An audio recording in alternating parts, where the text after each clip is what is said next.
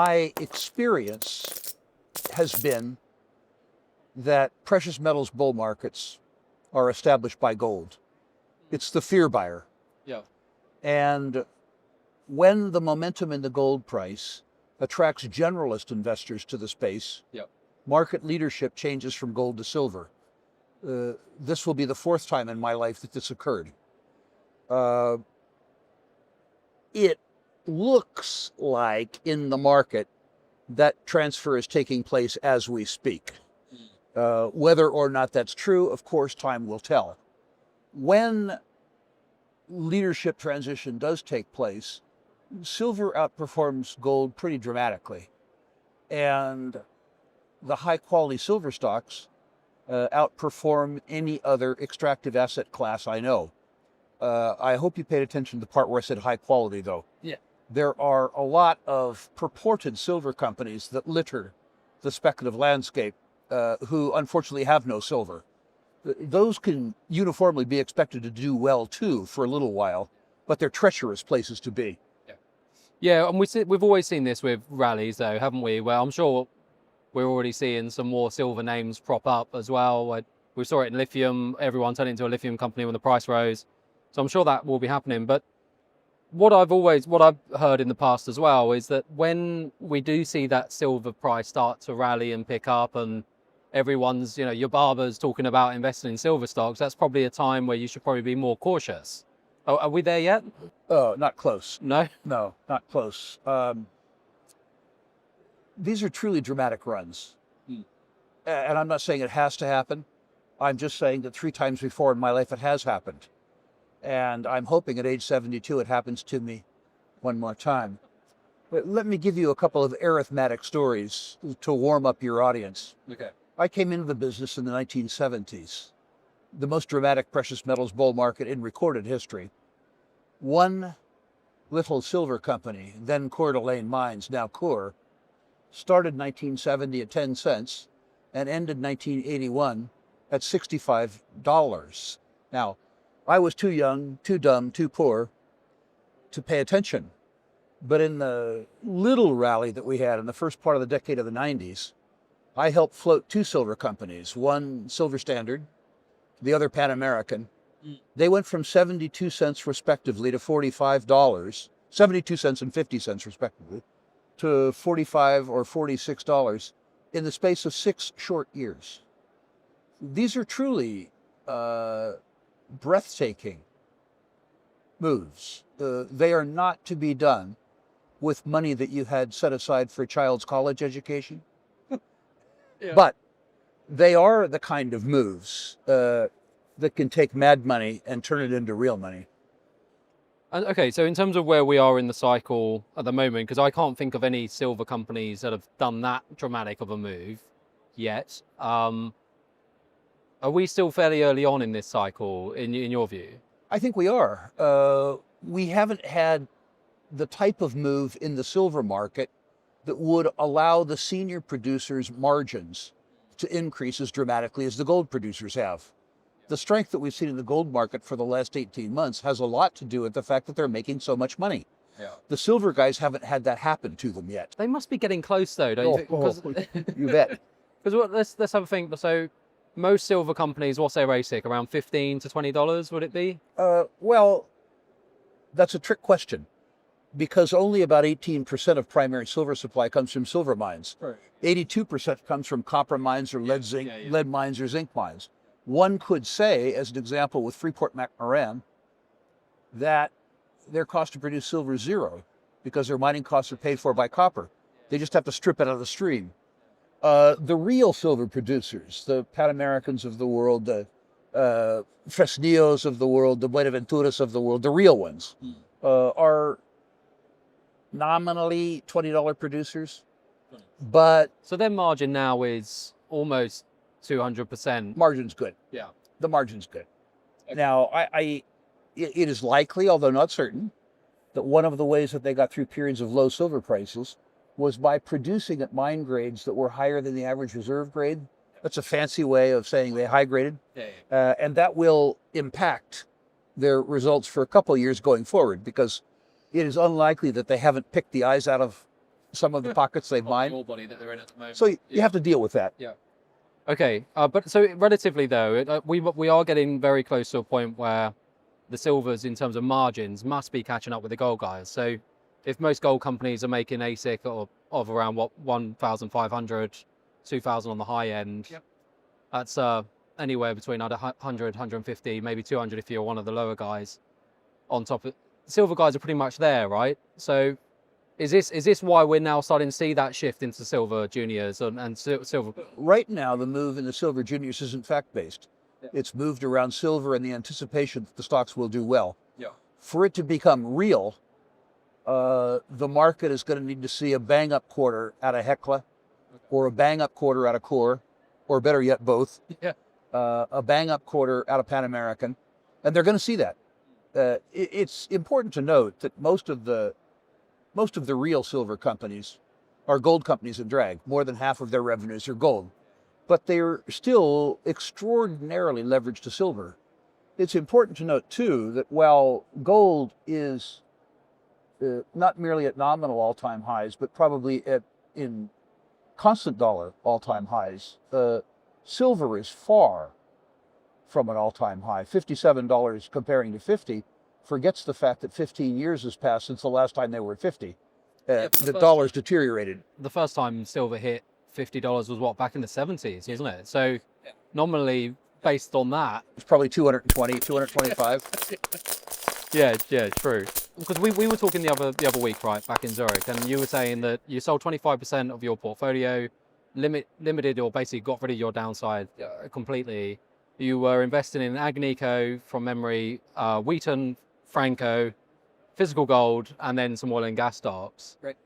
Are you not tempted? I mean, you're talking about back when you first joined the industry, you saw some silver plays go from cent stocks to $45 stocks. Are you not tempted, or are you already positioned in silver? I've got a good position. As you know from earlier interviews, I love hate.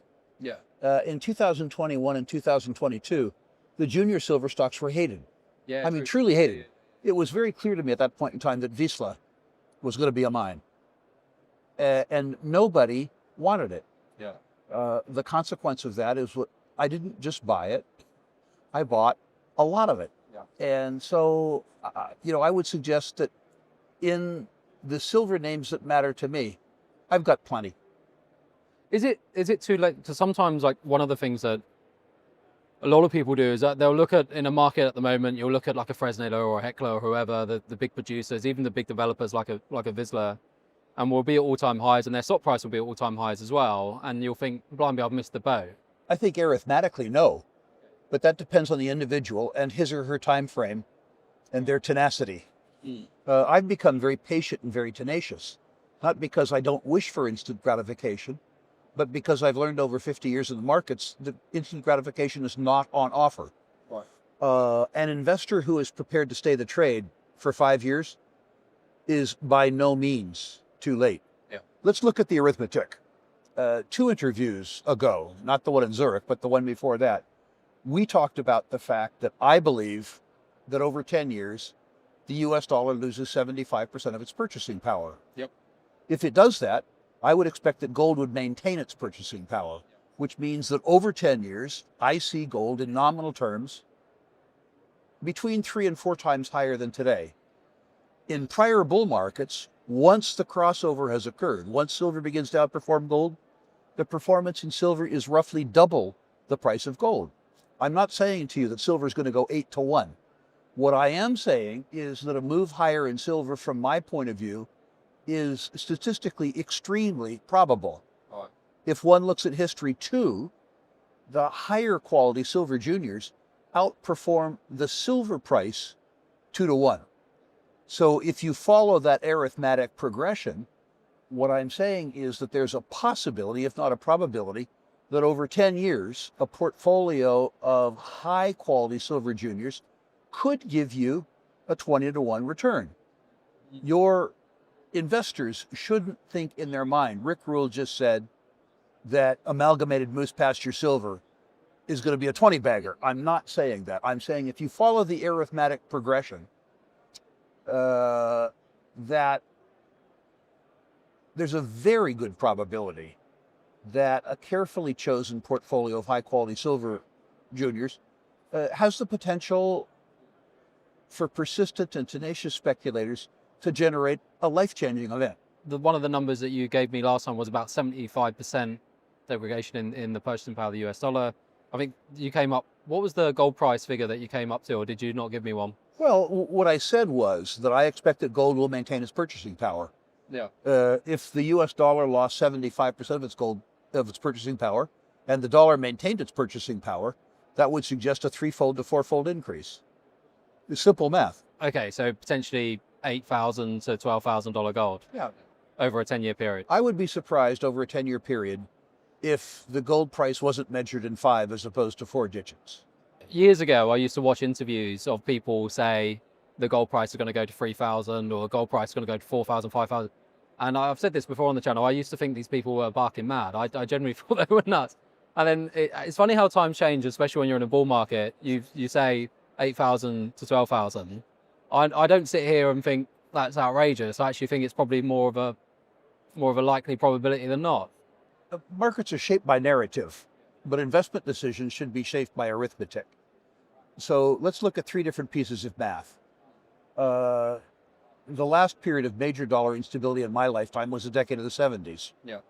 The US dollar again lost 75% of its purchasing power, and gold went up 28-fold.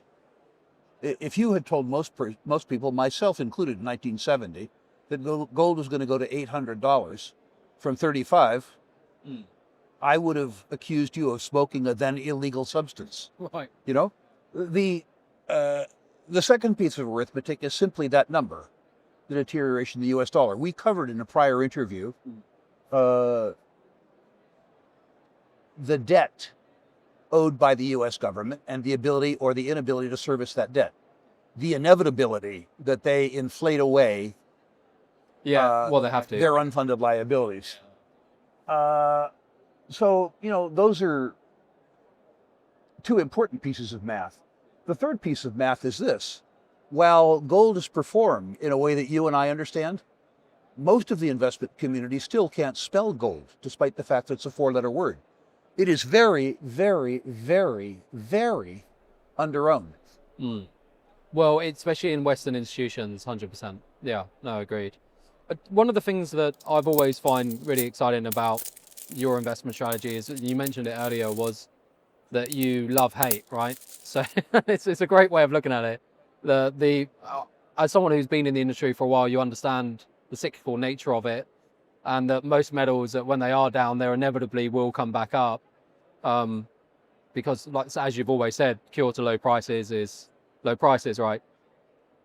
We've spoken about the fact that you've been investing in nickel. You were investing in uranium years back when everyone hated uranium. Have you, and do you care about lithium at the moment? I don't. You don't? I think that maximum hate in lithium will occur in 2027 or 2028. Okay. The little increase that we've seen in the lithium price has given hope to the lithium market. Yes. And the market has to be hopeless for it to be hated. Okay. There's arithmetic around lithium, too. Most people think we had a lithium shortage, and that's why the price went up. That's wrong. We had a shortage of lithium processing capacity.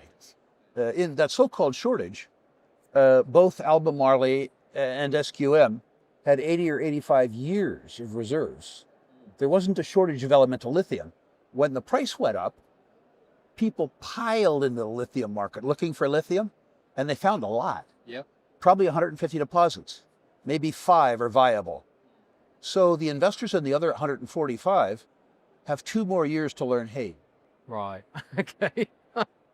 Okay. So, and then I guess from your view, is that realistically the year that, in your mind, that we start seeing a shift in process hydroxide requirements that we're going to need past that point? So that I think we've done a very good job of debottlenecking the lithium supply chain. To the extent that treatment charges are falling fairly quickly. What will happen, I think, 2 years from now is that, first of all, the investment community won't segregate between 145 large projects and 5 lousy projects and 5 good ones.